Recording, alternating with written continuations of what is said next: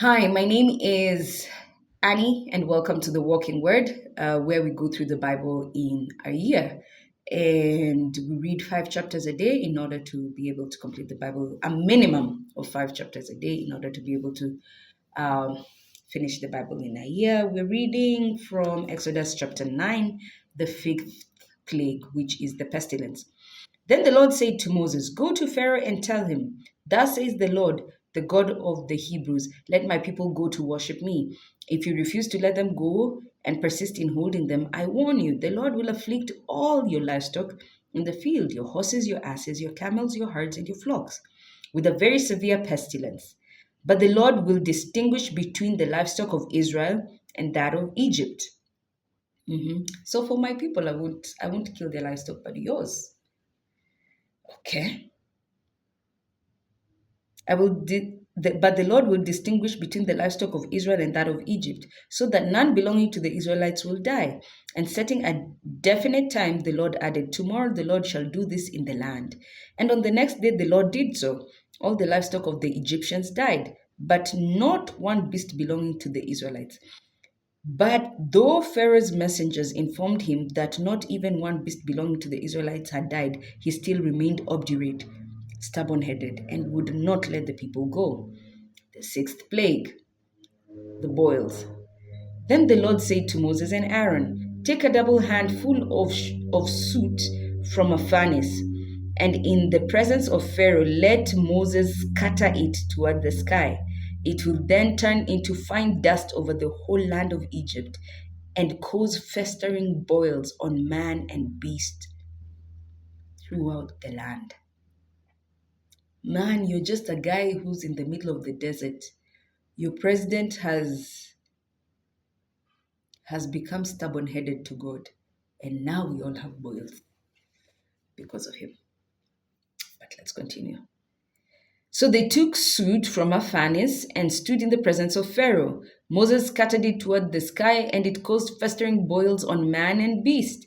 The magicians could not stand in Moses' presence, for there were boils on the magicians no less than on the rest of the Egyptians.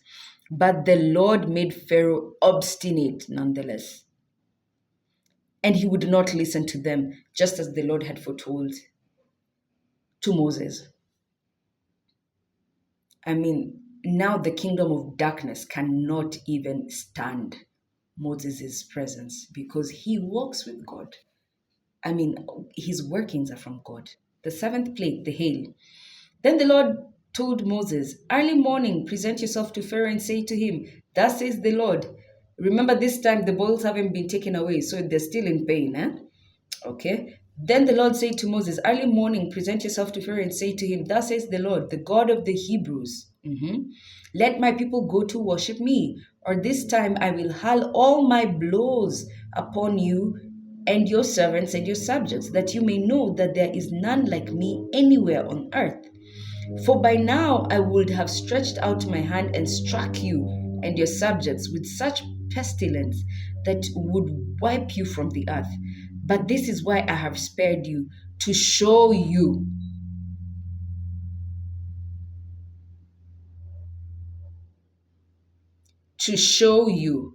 my power and to make my name resound throughout the earth. Will you still block the way for my people by refusing to let them go?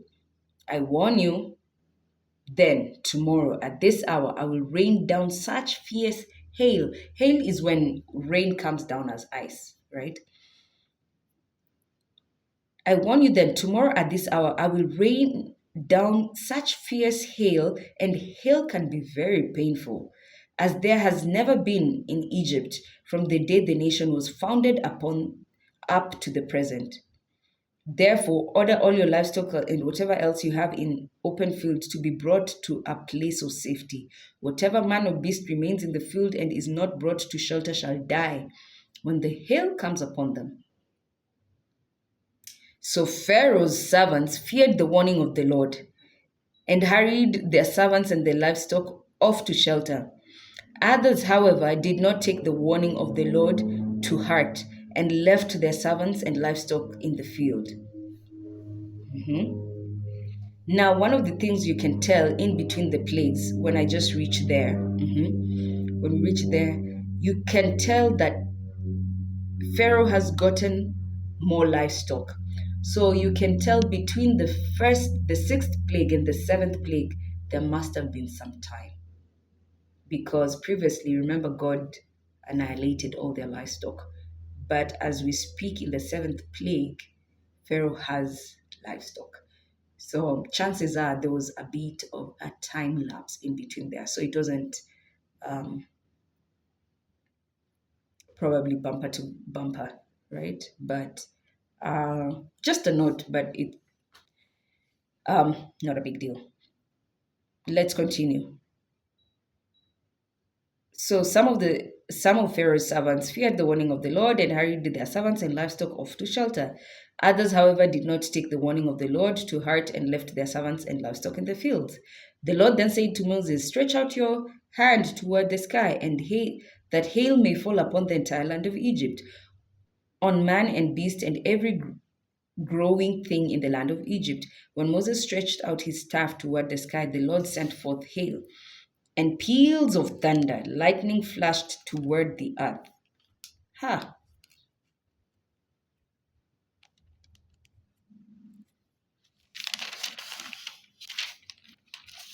Okay. And the Lord rained down hail upon the land of Egypt, and lightning constantly flashed through the hail, such fierce hail and had never been seen in the land of Egypt since it became a nation. It struck down every man and beast that was in the open throughout the land of Egypt. It beat down every growing thing and splintered every tree in the field. Oh wow. Splintered basically sliced it. True. Only in the land of Goshen, where the Israelites dwelt,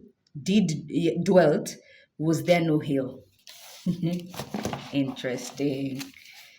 Then Pharaoh summoned Moses and Aaron and said to them, "I have sinned again. The Lord is just. It is I and my subjects who are at fault. Pray to the Lord, for we have heard enough of God's thunder and hail.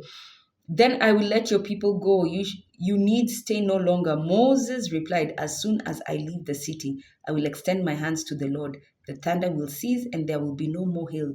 Thus you shall learn that the earth is the Lord's." And in the Psalms, we hear this all the time. Um, the earth is the Lord's and everything therein. Everything on earth belongs to God. Everything, everything, everything. The good, the bad, and the ugly, everything belongs to Him. And that just goes to show His authority. "But you and your servants, I know, do not yet fear the Lord." Now the flax and the barley were ruined, because the barley was in ear and the flax in bud, but the wheat and the spelt were not ruined, for they grow later.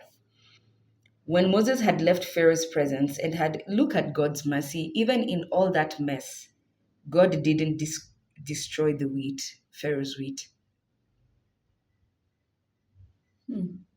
When Moses had left Pharaoh's presence and had gone out of the city, he extended his hands to the Lord. Then the thunder and the hail ceased, and the rain no longer poured down upon the earth. But Pharaoh, seeing that the rain and hail and the thunder had ceased, sinned again, went back to being stubborn. He, with his servants, became obdurate, and in his obstinacy, he would not let the Israelites go, as the Lord had foretold through Moses. Chapter 10, we go through the eighth plague of locusts.